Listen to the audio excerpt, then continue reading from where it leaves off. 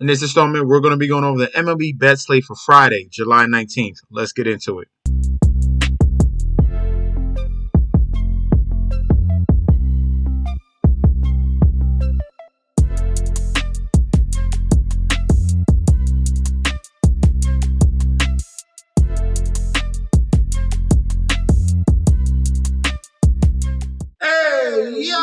Welcome back to the channel. It's your boy Chef Dan. I'm here to bring you the winning ingredients for our Friday, July 19th MLB bet slate we got going on.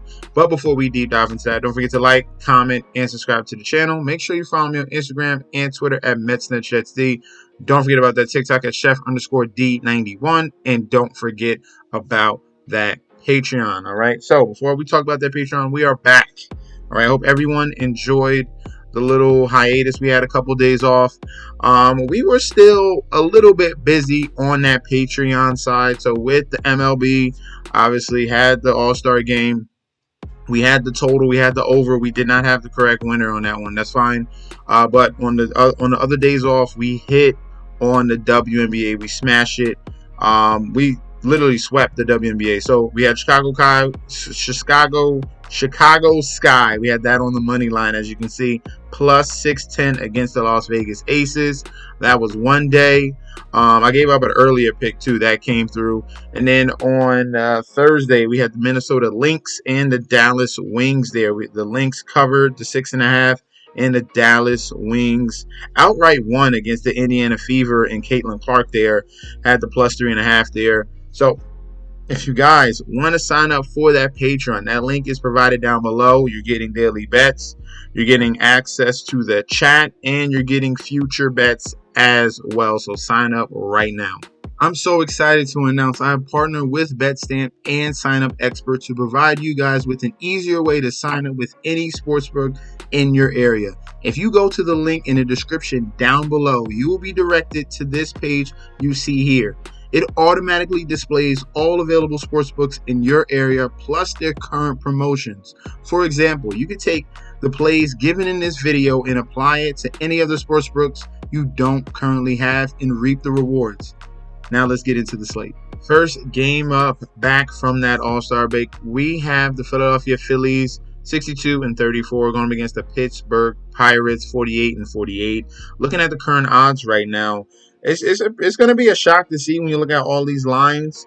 They have readjusted here because obviously this is the All-Star break and it's the first game out in the second half. Usually this would be a minus 190 around that range here. They're acting like this is a brand new clean slate for the second half here. So things could be getting a little interesting here. Maybe you're getting value on some of these teams. Maybe you're not. We're going to see how some of these teams respond in the second half. So that first week of games in the MLB are going to be very, very, very interesting. Please pay attention to what's going on because they've reset the lines on every single team. Okay, I'm telling you, if you look at last week before the All-Star break, everyone, if there was a big discrepancy, obviously in pitcher, or if there was a big discrepancy in the record, you're looking at teams that were minus 200 plus. All right, now it's kind of a little bit even almost each and every single game here. Philadelphia Phillies minus 135 on that money line with the comeback of the Pittsburgh Pirates at a 115. Total runs set at 8. All right. Public bet percentage, 90% of the bets, 99% of the money, all over the Philadelphia Phillies here. Total runs, 94% of the bets, 90% of the money towards the over 8 runs. All right. In this matchup here, starting pitcher, Aaron Nola, 11-4, absolutely phenomenal this year, 3.38 ERA, going to be against Martin Perez, 1-5 with a 5.15 ERA. All right. Aaron Nola has been great this year. Low numbers against both lefties and righties when we're looking at average and whip. He is giving up a little bit of power to lefties. All right, his home run per 9 is a 1.96. So if he's not feeling it here, some lefties we got to worry about in that Pittsburgh lineup are going to be O'Neal Cruz. It's going to be Rowdy Tellez, Palacios, and Sawinski. So some of those lefties might be in a good spot here going up against Aaron Nola. If we're looking at that power department, Martin Perez this year has absolutely struggled. Does pitch better at home. His ERA at home is a little bit above 3.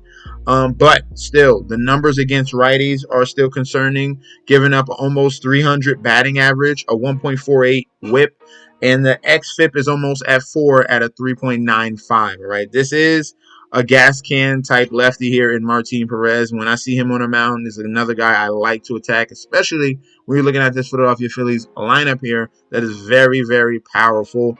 Turner, Schwarber, Harper, the list goes on and on with these Philadelphia Phillies here. So this game here, I'm gonna go with the Philadelphia Phillies on the money line with the minus 135. With the total, it can get ugly. I am going to be leaning to the fact that Aaron Nola has been great this year and Perez has been pitching better at home. So give me the under 8 runs in the total. Next game up in Yankees Stadium here. Tampa Bay Rays 48-48. Yankees 58-40. This line is a little bit more normal. We got an in-division matchup here. Garrett Cole, who has been struggling, going up against Zach Eflin here, and we got the Yankees as home favorites at a minus 165. So that's a little bit normal if we're really breaking it down. Tampa Bay Rays, on the other hand, are plus 140 on the comeback. Total run set at 8. Full game public bet percentage here, 90% of the bets, 99% of the money on the Yankees here. Looking at the total runs, 79% of the bets and 79% of the money towards the over 8 runs. Starting pitching matchup, like I said before, Eflin is 5-6 with a 3.99 ERA. Garrett Cole is 2-1 with a 5.40 ERA. For Garrett Cole, this is going to be his bobblehead night, the Cy Young bobblehead night. So he had a little extra motivation here. This game here is going to be literally all on him. And he did pitch well in his previous start before the All-Star break against Baltimore. 6 innings pitched, 1 earned run, 7 Ks. Hopefully, Garrett Cole took advantage of this little break here. He was struggling mightily at the beginning when he's coming back from his injury. It was a good sign to see him pitching well against Baltimore. I think that rolls over in this second half of the season, and Garrett Cole gets things back up and running on his bobblehead night. And then Zach Eflin here on the other side. His road ERA is a 5.37. He's struggling against righties with a 1.41 home run per 9, a 290 batting average, a 1.22 whip. That's just his numbers so far against righties. But against the Yankees this year, he has pitched very well against the Yankees, all right? Despite looking at those stats against righties, against the Yankees this year, 13 innings pitched, 1 earned run, and 12 strikeouts. So it's going to be which one is going to lean the other way here. So for this game, I'm going to be going with the under 8 on the total. If I have to choose a winner here, I like the Yankees here and Garrett Cole's themed night to surpass Zach Eflin and these Tampa Bay Rays here. So we're going to Yankees on the money line, under 8 runs. Next game up in Nationals Park. We have Washington Nationals, currently 44-53. Going against the Cincinnati Reds, 47-50. Looking at the current line right now, Reds are minus 115 on that money line. The comeback of the Nationals at a minus 105. So road favorites in the Cincinnati Reds. Total runs here, we have it set at 9. Looking at that public bet percentage, 73% of the bets and 99% of the money on the Cincinnati Reds. For the total runs, 84% of the bets, 90% of the money on the over 9 runs.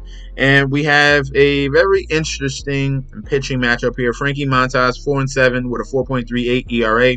Patrick Corbin, 1-9 with a 5.57 ERA. Corbin is one of those guys that's been really, really bad. Home and road, it doesn't matter. He has a 5 ERA at home and on the road. Right now, righties are destroying him right now with a 2.04 home run per 9, a 279 batting average, a 1.47 whip, and the xFIP is at 5 as well at a 5.07. All right, so this is a perfect spot here for the Reds to attack Corbin. Frankie Montas, on the other hand, he's been really, really mediocre this year, all right? He has a consistent 4 ERA at home and on the roads here. So this is a spot where I'm liking the total on the over of 9 runs because both of these pitchers here are big question marks. Montas' issue is against lefties with a 2.75 home run per 9. That's absolutely horrible.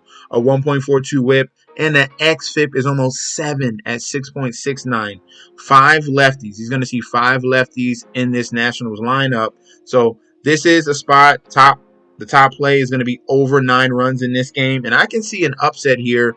We're already doubting the Nationals at home as well. So we're going to play a slate. Give me the plus 1.5 on the Nationals and give me the over 9 runs in this one. In Lone Depot Park here, Miami Marlins 33-63 going up against the New York Mets 49-46 here. Looking at the current odds, Mets road favorites minus 140 with the comeback of the Miami Marlins at a plus 115. Total runs are set at 8 for that public bet percentage. 92% of the bets, 73% of the money on the New York Mets. Shockingly, I don't know why it's even creeping with the public and the sharps here coming in on the Miami Marlins as underdogs. That's very, very curious to see there. For the total runs, 81% of the bets, 79% of the money towards the over 8 runs. Starting pitching matchup, Sean Manaea, 6-3 with a 3.46 ERA. Edward Cabrera, 1-3 with an 8.26 ERA. So this is going to be, I'm letting you know right now, this is a bullpen game for the Miami Marlins, all right? Edward Cabrera is absolute garbage. In each and every single game he's pitched, he's given up multiple runs, all right? Multiple earned runs in each and every game. It doesn't make sense. For him to pitch in 5 games and give up 22 earned runs is absolutely insane. That is absolutely insane. So the second he comes out, they're going to be going to this putrid bullpen here. Mets are in a very, very good spot here. This might be my favorite play on the whole entire slate. If we're just looking at the pitching matchup between what Sean Manaea has been doing, he's been absolutely great this year. He pitches strong on the road with a 2.44 ERA. He basically doesn't give up home runs with a 0.25 home run per 9, a 202 batting average, a 1.19 whip. This is a really good spot here for the New York Mets. Give me the Mets here, a clean sweep against Edward Cabrera, who's going to be giving up early runs in this one here. Maybe you want to take first 5 for the New York Mets. That's on the table as well. But give me a sweep. Mets money line. Mets cover the 1.5. They could be getting to this team early and late as well. So give me the over on the 8 runs as well for this one. Next game up here, we have the Cleveland Guardians in Progressive Field, 58-37, going against the San Diego Padres, 50-49. Guardians here, if we're looking at the current odds, they're currently at home, minus 140 on the money line with the comeback of the San Diego Padres at a plus 115. Total runs set at 8. For that public bet percentage, 88% of the bets, 99% of the money on the Guardians. For the total runs, it's split in the middle here with 54% of the bets towards the over, but 51% of the money is towards the under. So this is going to be very interesting to see here because when we're looking at the pitching matchup, I think it's pretty one-sided. Matt Waldron is 5-8 with a 3.71 ERA. Tanner Beebe is 7-4 with a 3.77 ERA. For Tanner Beebe, he's been pretty solid this year. He does struggle at home just a little bit here. That's where he pitches a little bit worse. A 4.69 ERA. He is really good against righties, but the Padres are top 3 in the league against right-handed pitching as well. So we got a little bit of a strength versus strength. And so far, his number versus lefties here is his weakness, and he's going to see a lot of righties. So that's going to be the issue when we're looking at it. Are the strength of the Padres against right-handed pitching going up against the strength of Tanner Beebe here going up against righty? So that's going to be very interesting who wins that battle. On the other side, this is where I think it's one-sided. Matt Waldron historically is very bad against lefties. Even this year, he has struggled against lefties. Right now, his home run per nine is a 1.61 home run per nine, a 274 batting average, a 1.5 whip, and the xFIP is almost at 5 with a 4.57. Now, this Guardians lineup here, they will give you 9. The whole lineup can be all lefties. This is a nightmare for Matt Waldron. I'm telling you that right now. As you can see in this game against the Tampa Bay Rays, they went with 9 lefties. In another game against the Tampa Bay Rays, they went with 8 lefties. It's either going to be 8 or 9. It's going to be a nightmare for Matt Waldron here. The first 5 I love for the Guardians. Full game, I love the Guardians. I would consider that -1.5 as well on that run spread. And if I'm going with the over-under, I'm going to lean towards the over 8 runs. Because just in case, maybe this is a little bit of a blowout spot. The Padres are hitting BB, and the Guardians are absolutely destroying Waldron. It can go both ways here. I want to play it safe. Give me the over on the 8, but I definitely like the Guardians to win the full game. Next up in Kauffman Stadium here, Kansas City Royals 52-45 going against the Chicago White Sox 27-71. Odds for this one is pretty accurate. -210 on the money line for the Royals at home, with the comeback of the Chicago White Sox at a +170. Looking at the total runs at 8.5 for that public bet percentage. 92% of the bets, 99% of the money on the Royals for the total runs. 68% of the bets, 70% of the money towards that under 8.5. All right. So for this one here, the matchup, Chris Flexen 2-8 with a 4.82 ERA. Michael Wacha 6-6 with a 3.83 ERA. This one could be a little bit of a buyer's beware. Everyone's gonna be throwing this either in a parlay piece or going money line here, or taking that spread at the -1.5 for the Royals. I'm a little bit wary of this matchup because if we're looking at Chris Flexen, yes. He has been pretty bad for the majority of the first half. When you look at his numbers, it says he's a gas can. He does have a power issue, all right? That's what he's been giving up. He's been giving up home runs in these games, even leading up to the midway point here. What is this? 6 home runs in 5 games. So that's definitely a cause of concern. But he has been pitching better than what we've seen in the first couple months. Against the Pirates, 6 innings, only 2 earned runs, 4 Ks. Against Minnesota, a strong offense there. 6 innings, 2 earned runs, 4 Ks. Against the Houston Astros, 6 innings, 1 earned run, 6 Ks. So these are positive performances here coming from Chris Flexen. Obviously, the issue with the White Sox is that bullpen. That's going to be the huge question mark there. This could be a spot for first 5. You want to get creative with the White Sox. I would definitely consider that. This could be a spot where we see an upset. So I'm going to go with the White Sox on the run spread with the +1.5. And for the total, Chris Flexen has been pitching better. Michael Wacha has been very reliable for the Royals, especially at home. This is a strong suit for both pitchers, all right? Michael Wacha has been pitching good at home, and Chris Flexen has been pitching a little bit better on the road as well. So I'm going to go with the under 8.5 here. We're going to go with the public and the sharps on that total. And I'm going to be considering the White Sox coming out first game of the second half on that +1.5 for the run spread as well. Next game up in Rogers Center, Toronto Blue Jays 44-52 going up against the Detroit Tigers 47-50 here. This one is a dead even heat between the Tigers and the Blue Jays. -110 money line Tigers, -110 money line Blue Jays. Total run set at 7.5. For that public bet percentage, everyone bets and money. 73% of the bets on Blue Jays, 94% of the money on Blue Jays, but the line is still even. So that is a little bit shaky there. For the total runs, 93% of the bets, 93% of the money towards the over 7.5 runs. Starting pitching matchup. We got a nice one here. Jack Flaherty has been phenomenal. Right behind Tariq Skubal for the Detroit Tigers here. 6-5 with a 3.13 ERA. Chris Bassett, 8-7 with a 3.52 ERA. Bassett has been solid this year.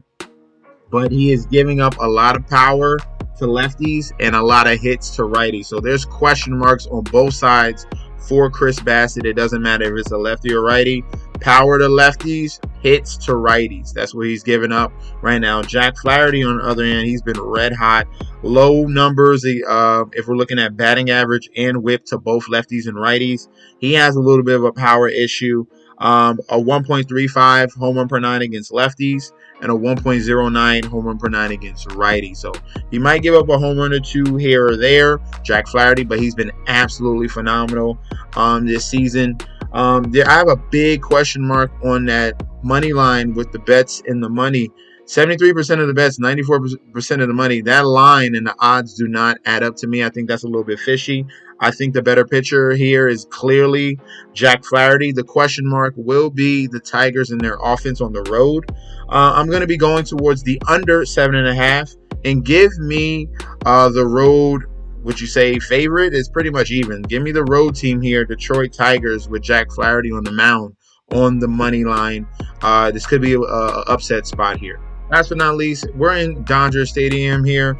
LA Dodgers 56-41 going up against the Boston Red Sox 53-42 here. Dodgers are home favorites, minus 135. Short home favorites here, minus 135 with the comeback of the Red Sox at a plus 115.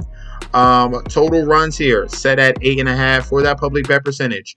Everyone is on the Boston Red Sox, and that matches the odds here. So 84% of the bets, 91% of the money on the Boston Red Sox, and we have a pretty close line here between the minus 140 and the 115. It could creep up to that 130 range to 120 range when we get closer to first pitch.